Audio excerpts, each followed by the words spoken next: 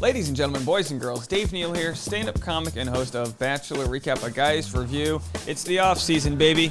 Bachelor Season 25 just ended this past Monday, but there is still so much going on in the several months between seasons. I'm going to keep you guys updated on all the Bachelor-related news and maybe some other celebrity news. Later on today, we'll talk about the diversity consultant hired by Prince, by the royal family. Oh boy, could they use it. Anyway, in this episode, we're talking about Chris Harrison. Let's jump right over here. Chris Harrison, embattled Bachelor host Chris Harrison hires LA power lawyer. They always describe them as power lawyers. You never hear someone hiring a weak lawyer. Hires LA low energy lawyer. So yeah, he hires a power lawyer on Friday, and as we know the story, what's going on. He stepped aside from hosting duties amid all the issues swirling around the Bachelor Nation. And I'm going to talk about what I think is necessary, in my humble opinion. What do I know? Steps Chris Harrison's probably going to do moving forward, why he hired the attorney, who this attorney has also represented in different cases, and kind of talk about entertainment law for a minute. Again, I don't have any legal background whatsoever, so if you have any comments, leave one below and let me know what you think. Page 6 reported this on Friday. Chris Harrison may hand The Bachelor a bombshell legal filing rather than a rose. Harrison has retained power attorney Bryan Freedman, the same lawyer who represented Gabrielle Union in her recent dispute with America's Got Talent at NBC. So far, it's unclear what, if any, legal actions are being explored, but a friend of Harrison's told us on Friday of the move. Chris has had a spotless record for 20 years. He has always been the good company man, but after the way he's been treated by producers and executives over the past couple of weeks, he's run out of cheeks to turn. This is one of those things that's interesting because I texted my friend Abby Thomason. She's our resident legal expert here at Bachelor Nation. There is no legal filings out there, so there really should be no one that knows that Chris Harrison hired this lawyer. But it's sort of the threat of a lawsuit is sort of what brings your bargaining chips to the table. You know what I mean? Sometimes just a nicely worded email from a lawyer that says like Esquire at the end. Sometimes that's enough to get someone to pay you your money. Now, I'm not going to talk about whether or not Chris Harrison should be fighting for his job. I'm just going to put myself in his position and think, how much money can I get? So let's actually jump forward. Mike Fleiss is the creator of The Bachelor. He's worth $140 million. So a lot of people have said, oh, Chris Harrison will be fine. Just retire, quit the job, and go live your happy life. Well, look, I know this might be crazy for you and for me, but having a net worth of $25 million isn't exactly the be-all, end-all for someone in his position. You've got agents get 10%, publicists probably get 10 to 20%, a manager, taxes are coming out at 40%. I know he moved to Texas so he could avoid some state income tax, but chances are his net worth of $25 million isn't exactly as high as that looks. I'm just saying, if you're Chris Harrison, you're not going down without a fight. These are the facts. Nobody is leaving their position of power without a struggle. We know that's how it works. That's why dictatorships exist, because you don't just transfer power unless you're the old United States of America, because when you come here after every 4 years, there's a fake election. All right, I digress. Moving along. So I'm not saying it's fake. You guys know me.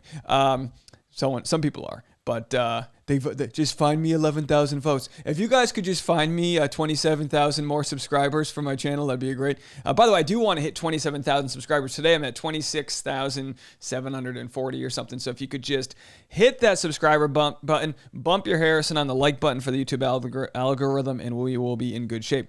The pal added, now he's ready to tell the truth about how things really work over there, and he has plenty of evidence to back him up. These are just threats.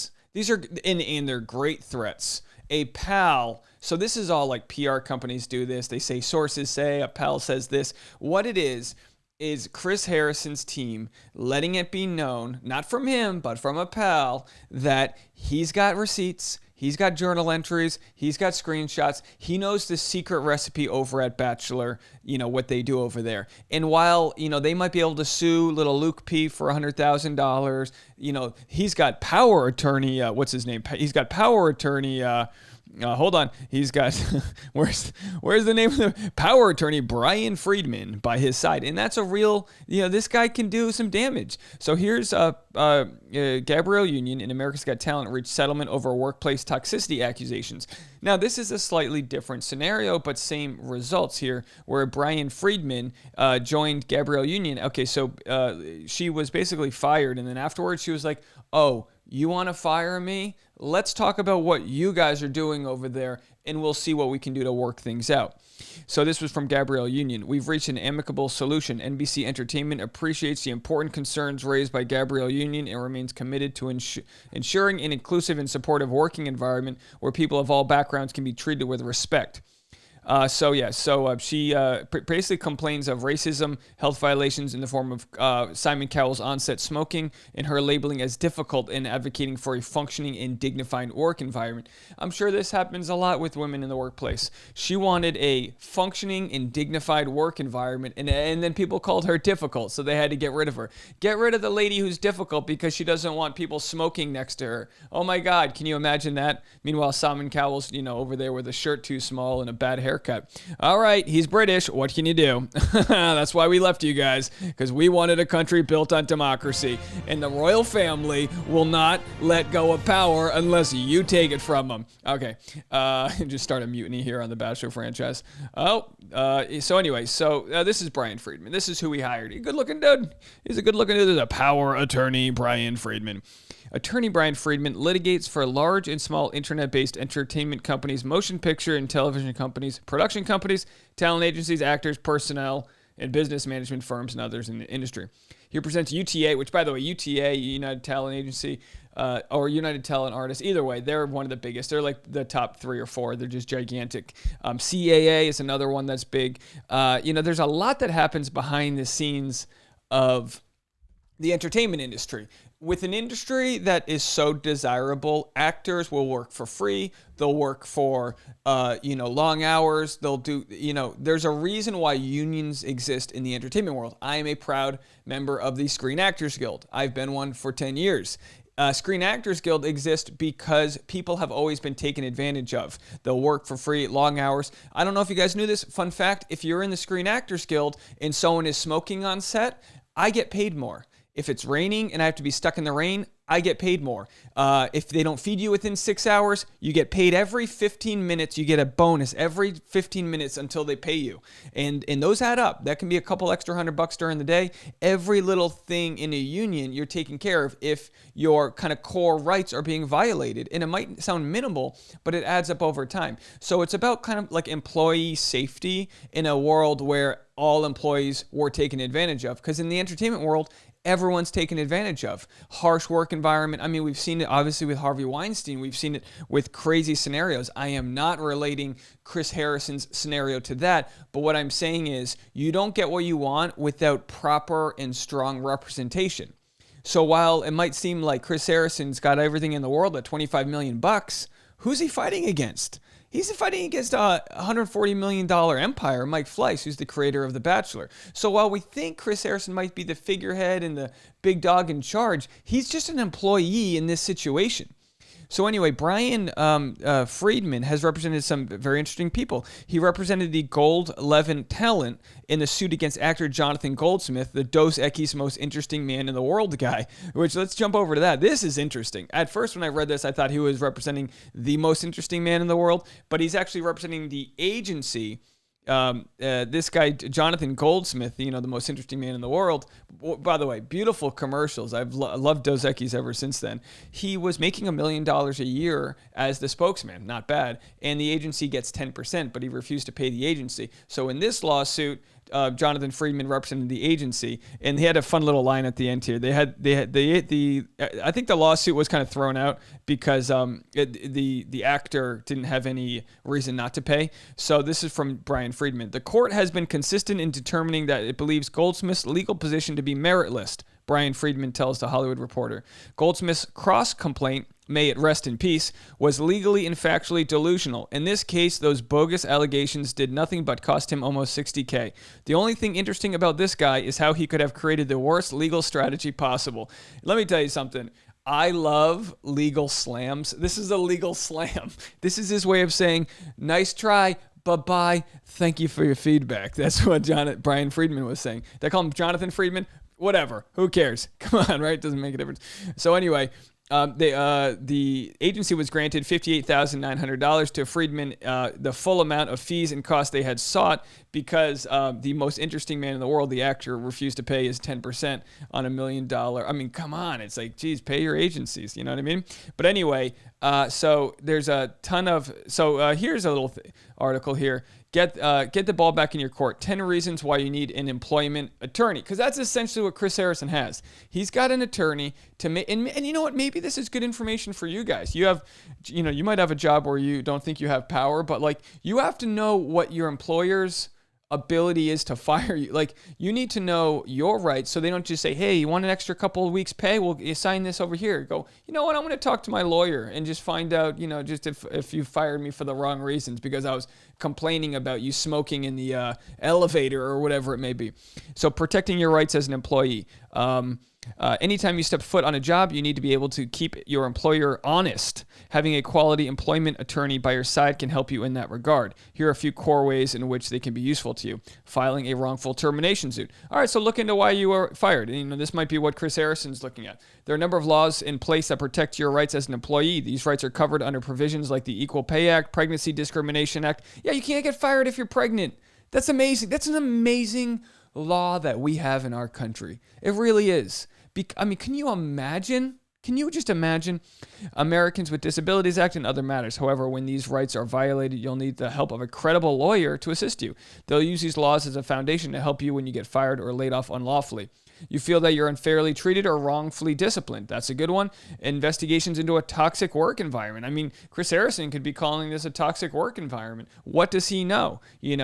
But I tell you what, nothing's going to go to court here. Just knowing that he's got this attorney is going to help him negotiate. If they do want to pay him a severance to get him out, he's going to get a hefty amount. Honestly, I'm just going to throw numbers off the top of my head. $40 million. You know what I mean? Like what are they going to have to pay Chris Harrison to keep his mouth shut? Or the more likely thing, keep him employed. Just keep him employed. That's one way to keep someone from sharing their dirty secrets, is just keep them happy. Which, that's kind of what he's looking at. What kind of fastball? Because as it was reported, Chris Harrison was a part of the initial talks when he was stepping aside, and then they kind of just ghosted him. They kind of kicked him out of that. And I think that's when he goes, oh, okay, I'm not involved in these talks anymore. I need to cover my own ass. And that's kind of what it is. Claims of sexual harassment, racial discrimination, and other matters. I'm going to say that's probably not the case with Chris Harrison. You get hurt or sick on the job, not the case. Protecting your rights as an employer. So this is the other side of the coin here. So that's that's that. It's just good stuff to know. So Friedman was selected as the most influential entertainment litigators in the country by The Hollywood Reporter. Very good to know. He was recognized as Southern California's super lawyer in 2007. He gets like a little S on it. Super lawyer. Esquire at large.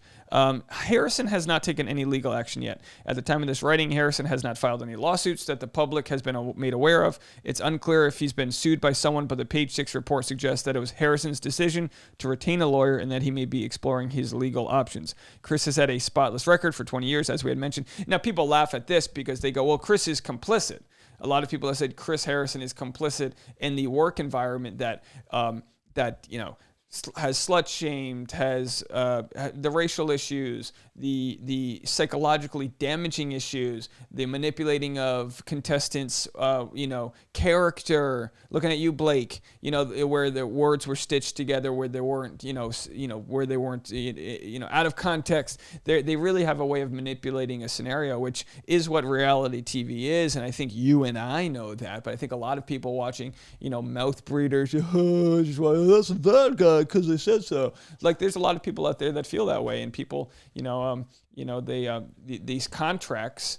And again, and this is another part of the problem. Like, the reason SAG exists is if you're going to pay me depending on what the budget of the film is how much the actor gets paid. Same thing with the Writers Guild. If you write a script, you get X amount percentage of the box office take of that script or whatever the budget is. So if you write an action movie, you're going to make a ton of money. If it's a Michael Bay $100 million action movie, you're getting like 20% of it. You know, something crazy like that.